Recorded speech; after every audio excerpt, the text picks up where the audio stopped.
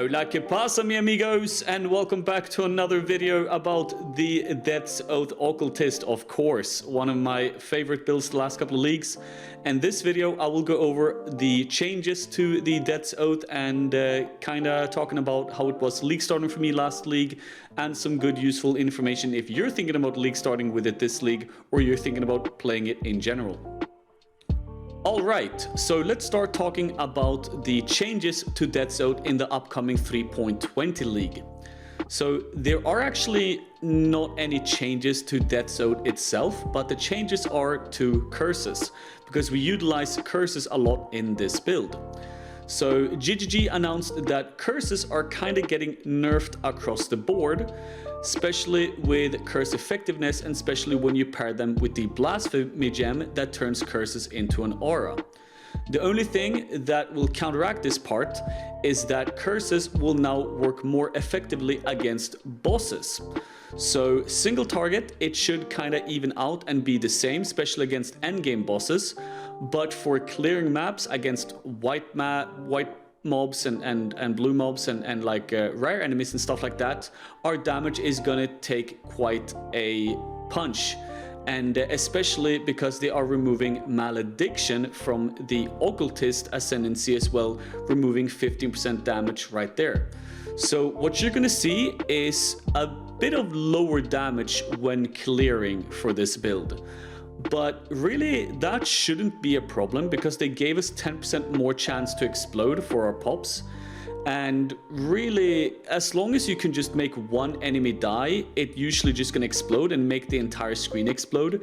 So even if you lose a little bit of damage, I don't really think this is gonna impact the build at all. So for everyone seeing all the Reddit posts and everyone talking about the damage nerfs and everything, you don't have to worry too much. I really don't believe that you're even gonna notice it at all.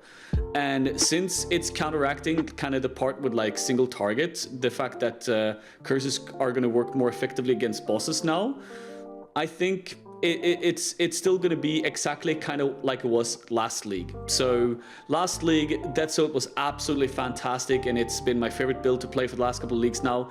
And last league, it was my #1 clear build, and I even turned it into a boss killer at the end as well, when I managed to change it up into more of a boss killer and just see like how far can I take it.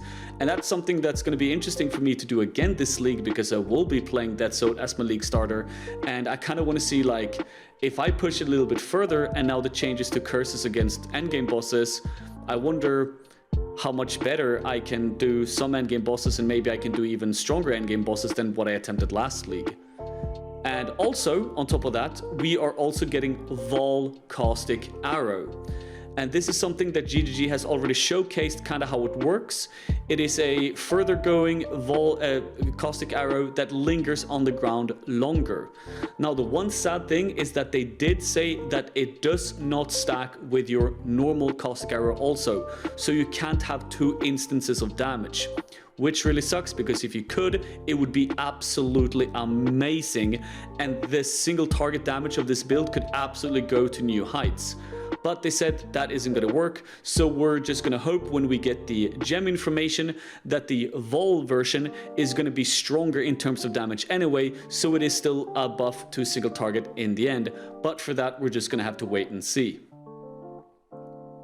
And now let's talk a little bit about how this build was for me as a league starter last league, and also what you should anticipate for the upcoming Forbidden Sanctum 3.20 league if you're looking to league start with the Death's Oath Occultist as well.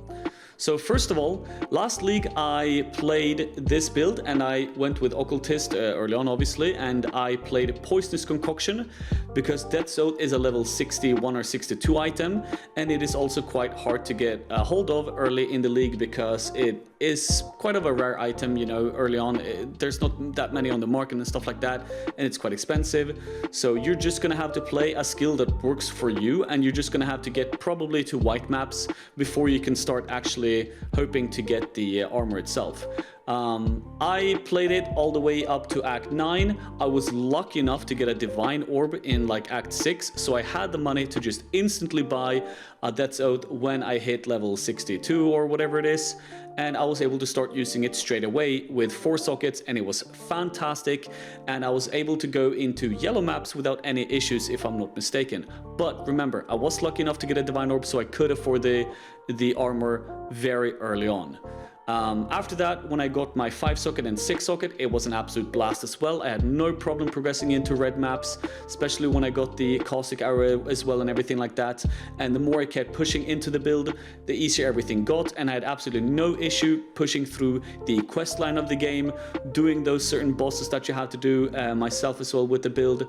And the more money I made, the more I pushed into the build, and the better it just felt overall. And it was absolutely my most played build of the league, even though I made 6 or 7 builds or something like that. It was always the one that I kept coming back to because the clearing was just so good, and I was just having so much fun with it and kept making so much money as well. It just felt perfect for me. So that's how it went for me last league. But some things that you should be prepared for if you're looking to play this build for the Forbidden Sanctum is some of the things I already mentioned. Early on in the league, Death's Oath is quite hard to get a hold of, and it is quite expensive. When looking at PoE Ninja, I can see that last league on the first day it was 30 chaos, and then it dropped to about 20, and then down to about 10 chaos the next couple of days. And that's still quite a bit of money if you're new to the game and you don't really know how to generate chaos orbs or a currency that early on. And remember as well that Death's Oath wants to be 5 or 6 socketed, and especially with the correct colors. So that's also quite a currency sink as well when you're playing League Start, you know, like you have to get the Death's Oath, it costs 15 chaos, right, or 20 chaos if you get it like maybe on the second day, and then you have to 6 socket it, and then you have to get the right colors. And getting the right colors on the Death's Oath is very hard because you need 4 off colors. You need 2 blue, 2 green, and then you also need the 2 red. So that's very hard to get. And that's something you should be ready for, is that you might have to keep playing Poisonous Concoction or Caustic Arrow or whatever skill that you're playing, even into white maps, and play that for a while until you have the investment to actually get the Death's Oath and get at least a 5 socket, because that's the minimum amount of damage you can get. The 6 socket is the increased arrow effect, which is more like helping you clearing and stuff like that. It's not really a damage gem until you can get the awakened version. But yeah, you want to get 5 sockets, and that can be quite hard getting those sockets with some good colors as well. And then on top of that, there are other items that are quite expensive and hard to get early on in the league as well. The Impresence Onyx Amulet with the Despair has no reservation if cast as an aura. That amulet can only drop from Elder. So getting that amulet even in the first week is either A, really hard, or B, really expensive. And that amulet really enables this build a lot, because that means you can use Despair and not have it cost any mana for you, like reserve any of your mana, and that means you can put something else in your build as well, get more tanky, get more damage or stuff like that, you know. But yeah, getting the amulet is quite difficult. And then you also have Veritas Veil that you want to have, and obviously getting the Despair Curse effect on that can also be quite expensive. And if you're looking to get the Asenath Gentle Touch Silk Gloves, that's also quite hard. And yeah, then you want the Glorious Vanity Jewel, and you want to have a good one so you get some good stats from it, and so on and so on, and Transcendent Mind.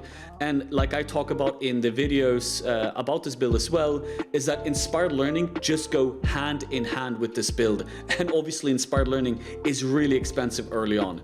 So to get all these things to really make this build click is quite expensive. And that's why this is a good league starting build, but also a bad league starting build. Because yes, if you can get a 5-socketed Death's Oath, you can slam through the game. But you're not gonna slam through red maps and like tier 16s and do everything as easy as you see me do it in my videos, unless you get all those other items as well. So that's something to keep in mind if you're looking to league start this build for the next league. So the last thing I want to say is that if you're looking to league start with this build, remember to go check out my previous videos on actually playing the character and how you want to build the character, because I have multiple videos explaining exactly how I play the character and what kind of a playstyle I have. I made one video where I focus on bossing with a different skill tree and different gear that is more single target oriented, and I have my normal video where I just map like crazy and have my mapping gear and my mapping skill tree as well. Now you can do a mix and match if you want to do both, that's absolutely not a problem, but you're gonna have to do some tinkering and you're gonna have to gear swap a little bit when you're actually doing endgame bosses as well, because you don't want to use Asnod's gentle touch on bosses. And also remember to check out the guide where I will be putting more updates, and I will update the guide overall with the changes that I made from last league, because last league I tinkered with this build a lot and I made a lot of changes that aren't in the guide right now, but I will update it before the league starts, and I will keep posting videos about this build if there are any changes here on YouTube and in the guide on the forum as well.